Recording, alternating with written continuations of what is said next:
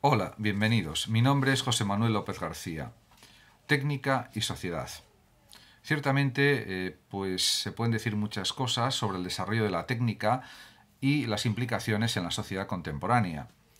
Carlos París, un gran filósofo ya fallecido, comentaba o decía en sus libros que vivimos en una época preocupada por la técnica. Yo diría que actualmente excesivamente preocupada por la tecnología, porque aunque Carlos París ya murió hace pues una serie de años, pues él ya conoció este auge pues de Internet, en cierto sentido, de unas comunicaciones cada vez más favorecidas por la tecnología que se iba inventando durante pues el siglo XX y posteriormente principios también del siglo XXI, como es natural. Actualmente podemos decir que la técnica avanza de una manera desmesurada, muy rápida, y es conveniente tomar conciencia y responsabilidad ante los peligros que un avance incontrolado puede traer consigo. En general, tecne es un término técnico, filosófico, que supone que hay toda una serie de reglas por medio de las cuales se consigue algo. Para Aristóteles, por ejemplo, la tecné era superior a la experiencia, pero inferior al razonamiento. Kant distingue entre una técnica intentionalis, una técnica intencional, y una técnica naturalis, una técnica natural. En cambio, el enciclopedismo francés pues prestó gran atención a todas las técnicas y en particular a las técnicas mecánicas. Y pues hay una muestra muy clara de todo esto, que es precisamente la enciclopedia francesa que creó Diderot y también D'Alembert, fueron sus almas impulsoras, sobre todo Diderot y D'Alembert, pero también colaboraron otros pensadores como Voltaire, Rousseau, en esta enciclopedia francesa que marcó un antes y un después en la evolución del conocimiento humano, porque luego en otros países europeos también surgieron enciclopedias imitando de alguna manera esta primera enciclopedia francesa de mediados del siglo XVIII, que recogió las artes y las técnicas y los saberes de su tiempo, del tiempo ilustrado, de la filosofía ilustrada y de la ciencia ilustrada y de la técnica y tecnología también ilustradas. No debemos olvidar que el siglo XVIII es el siglo de las luces, el siglo de la ilustración, el siglo de la fe en la razón, el siglo de la creencia en el progreso de la civilización humana, siglo en el que surgieron pues ciencias como la física, por ejemplo, la química, estaban empezando a surgir de una manera ya más rigurosa, más precisa, etcétera. Por supuesto, en el siglo XIX hubo distintas interpretaciones sobre la técnica, entre ellas la consideración de que existe una alienación del hombre por la técnica, como pusieron de manifiesto pensadores de izquierda como Feuerbach, como Marx, como Engels, etc. Y esto pues fue una cuestión que se discutió y se debatió durante todo el siglo XIX y que dio lugar pues al surgimiento de libros, de comentarios, de análisis, etc. Ortega, ya en el siglo XX, habló, por ejemplo, de la técnica del azar, que es la propia del hombre primitivo, también de la técnica del artesano, que es la característica de la antigüedad y la Edad Media, y por último de la técnica del técnico, tal como aparece en la época moderna. Simondon, por ejemplo, consideraba que el objeto técnico ha sido aprehendido o captado a través del trabajo humano o desarrollado, podríamos decir. En cambio, Heidegger, este gran filósofo alemán, mantiene una interpretación pues negativa, diríamos, de el mundo técnico, aunque también reconocía que ha sido aprendido o desarrollado a través del trabajo humano. Esto pues es algo indudable. Pero Heidegger mantiene pues unas tesis, unas afirmaciones bastante hostiles acerca de la técnica y del mundo técnico, porque considera que deshumaniza al ser humano en cierta medida, y esto pues es algo claramente pues negativo. Por tanto, diríamos que también Heidegger considera que la técnica puede ser un modo de desvelación, de aleceia, pero en principio tiene mucha prevención contra el mundo tecnológico, contra el mundo tecnificado en el que ya él llegó a vivir, porque murió pues en la década de 1970, y entonces ya ahí había pues realmente un mundo técnico que él también vivió, un mundo técnico ya más desarrollado desde una perspectiva moderna. Y él pues quería una vida más sencilla, una vida sin consumismo, una vida arraigada, unida a la naturaleza fundamentalmente. Para Ortega, por ejemplo, la técnica no era un lujo, sino una complicación vital que él consideraba que era a veces perjudicial, incluso podía pensar que era innecesaria.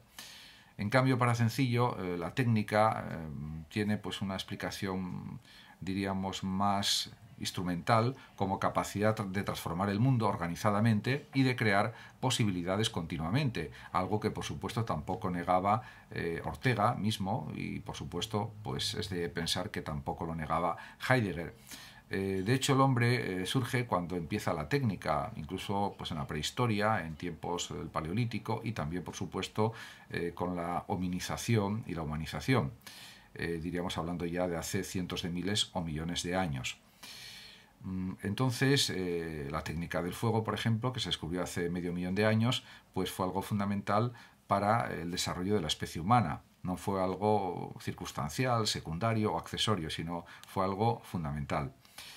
Y, por supuesto, el desarrollo, la invención de las herramientas, su perfeccionamiento tecnológico o técnico, pues también fue algo crucial para la supervivencia de la especie humana. Podemos decir que se puede valorar la tecnología desde una perspectiva también humanista, y eso es posible. Hay distintas interpretaciones sobre esto, una pesimista, la técnica como amenaza para la sociedad, y podríamos ampliarlo a la tecnología, y en cambio pues una interpretación optimista, la ciencia como liberadora de los males de la humanidad, en la lucha, por ejemplo, contra enfermedades aparentemente incurables, contra distintos tipos de cáncer, contra pues, enfermedades neurodegenerativas como el Alzheimer, las demencias, etcétera, etcétera. En este sentido, se está avanzando mucho en el campo, por ejemplo, de la medicina, de la psicología, de la psiquiatría y de otras ciencias, y por supuesto también en el ámbito de la química, de la física, la biología, etcétera. Se puede adoptar ante esta situación una postura de equilibrio, defendiendo, por ejemplo, la neutralidad de la ciencia, en el sentido de que busca pues dar resultados positivos y que busca ser útil para las personas, el desarrollo científico. En cuanto a la razón de los técnicos, Horkheimer, por ejemplo, pues la denominó como una razón instrumental que, pues, a juicio pues de la escuela de Frankfurt, pues cosifica a los seres humanos en muchas ocasiones, por desgracia, porque no es un buen uso de la técnica o la tecnología lo que predomina en la sociedad occidental actualmente, en el siglo XX, y yo diría que también en el siglo XXI sigue estando la situación pues realmente pues de una manera pues muy incoherente, porque diríamos que hay demasiado consumismo, demasiada tecnificación, y habría que controlar eso de una manera más rigurosa, de una manera ética, diríamos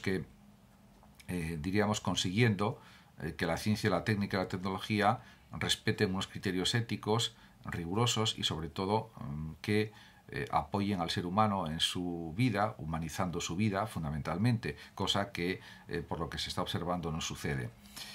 Para Fromm, por ejemplo, el espectro sociedad completamente mecanizada o tecnologizada, dedicada a la máxima producción y al máximo consumo de materiales, es algo pensable, y que estaría dirigida por máquinas computadoras. Pues eso ya es una realidad prácticamente actualmente en el año 2021. Es algo indeseable porque supone el triunfo de la razón instrumental, que cosifica a los seres humanos, les quita libertad, les quita felicidad, etcétera. La ciencia, por otra parte, está claro que es una actividad teórica que está causada o motivada por el deseo de conocer, de saber, de averiguar, de investigar, de hallar. A la ciencia apenas le preocupa la utilidad o no del conocimiento adquirido, en principio, aunque luego la tecnología es la transformación de los avances científicos en resultados que son útiles para los propios seres humanos. La técnica, en cambio, es eminentemente práctica, se propone la transformación del mundo para mejorar las condiciones de vida humanas y la calidad de vida de las personas. Para Popper, que afirma pues, en Filosofía de la Ciencia un racionalismo crítico, las ideas que mueven a los hombres son el dato fundamental para entender la acción de estos. En cambio, en la concepción materialista, propia, por ejemplo, de Marx o de Engels o de otros pensadores, como es el caso de Marvin Harris, este gran antropólogo cultural que también creó pues el materialismo, la ciencia se considera una actividad teórica, pero unida a la industria a través de la técnica. Existe indudablemente también una vinculación entre el desarrollo científico, tecnológico e industrial. En la Segunda Guerra Mundial hubo una aparición de la cibernética, que era la teoría de la información y que fue de mucha ayuda también posteriormente, y no solo en la propia Segunda Guerra Mundial. La ciencia, por otra parte, es una fuerza directamente productiva, y el crecimiento de la ciencia también está correlacionado con el aumento de producción bibliográfica, de artículos científicos, de libros científicos, comunicaciones, vídeos, audios, cualquier material que se publique y que es el resultado de investigaciones por parte de los distintos científicos en las distintas especialidades científicas que existen. Y por supuesto hay una comunidad científica en las distintas especialidades que está al tanto de los nuevos descubrimientos, de las nuevas publicaciones, etc. Para Marcuse, por ejemplo, para este filósofo, la creación del mundo tecnológico pues oprime y unidimensionaliza al hombre, porque diríamos, esto lo señalan el hombre unidimensional, porque diríamos que tritura o diríamos suprime pues una serie de valores éticos y culturales y también los valores de la libertad que son esenciales para los seres humanos. En este sentido, la libertad que reclama Marcuse parece que es aplastada en cierto sentido por este mundo excesivamente tecnológico en el que estamos viviendo.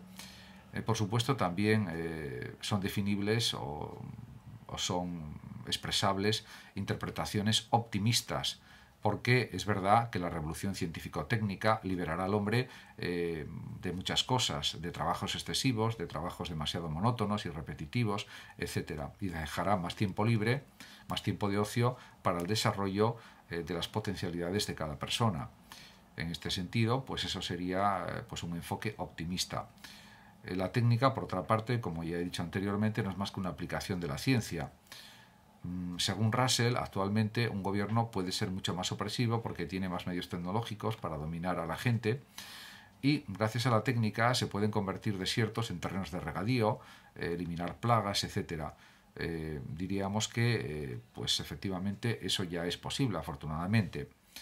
Pero también hay problemas. Por ejemplo, están los desechos radiactivos que se vierten a veces de una manera inadecuada, o que no se guardan adecuadamente para que no contaminen el medio ambiente. Y claro, la radiación puede acelerar el proceso de mutaciones genéticas de plantas, de animales, de seres humanos, etc. Huxley, en Mundo Feliz, en este gran libro, señala en esta gran novela que la técnica se impone a los dictados de la biología al gobernar nuestros mecanismos vitales. Pero diríamos que hay que pensar que los seres humanos tienen que mandar sobre la técnica o la tecnología, y no la tecnología debe ser la que mande sobre los seres humanos, porque eso sería algo muy negativo para la especie humana, por lo que, por ejemplo, ya decía Marcuse y otros filósofos. Muchas gracias a todos por su atención y hasta mi próximo vídeo. Saludos como siempre a los oyentes de Radio Sofando de México y hasta siempre.